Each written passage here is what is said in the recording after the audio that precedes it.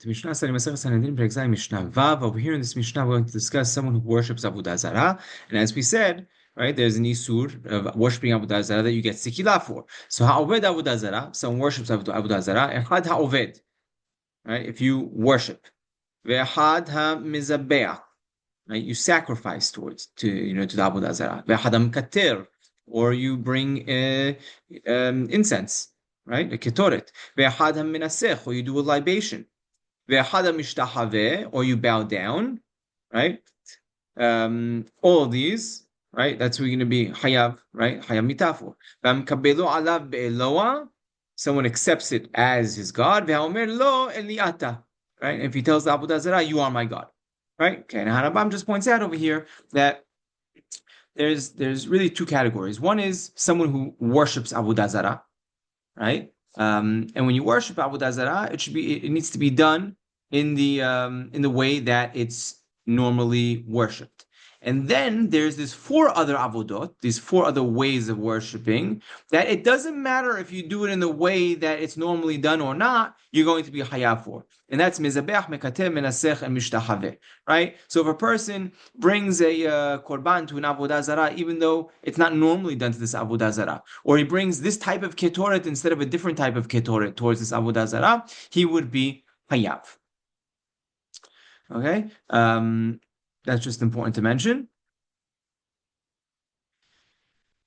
All other avodot, any other type of worshiping, right, needs to be done in the way that it's normally done. So if we'll see that in the Mishnah, but if someone is heir to the Baal Peor, right, he reveals himself, right, reveals him, reveals his behind to the Baal Peor. That's what they would do. That's how they would worship it. Then you would be hayav. That would be considered worshiping Baal Peor. But if you went ahead and did that to a random statue, you wouldn't be hayav because that's not the normal way of worshiping something. Okay, now one other thing Hanaban points out before I go into the Mishnah, he says, know that someone who's obed avodah zarah me'ahava, right, out of love or mi'ir'ah, out of fear is patur. But once he accepts it upon himself as a god, that's when he's going to be hayav.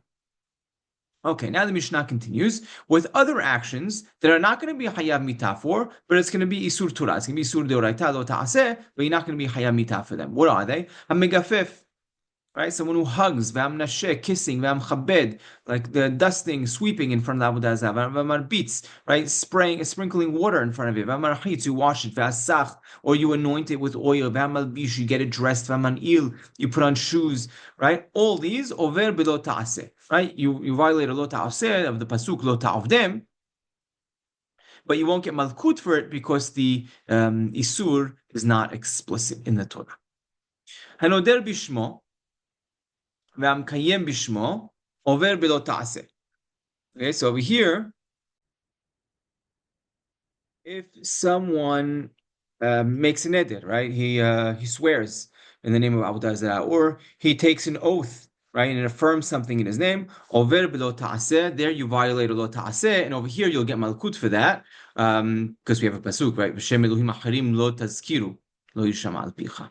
Right, so that's a pasuk, so you'll get malkut for something like that. Now, if someone reveals himself, right, his nakedness to the Baal Peor, zohi avodato. That's the way of worshiping it. That's what they would do.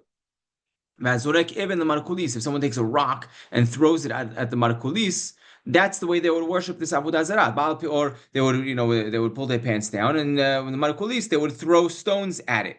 Right, that's the way they would worship it.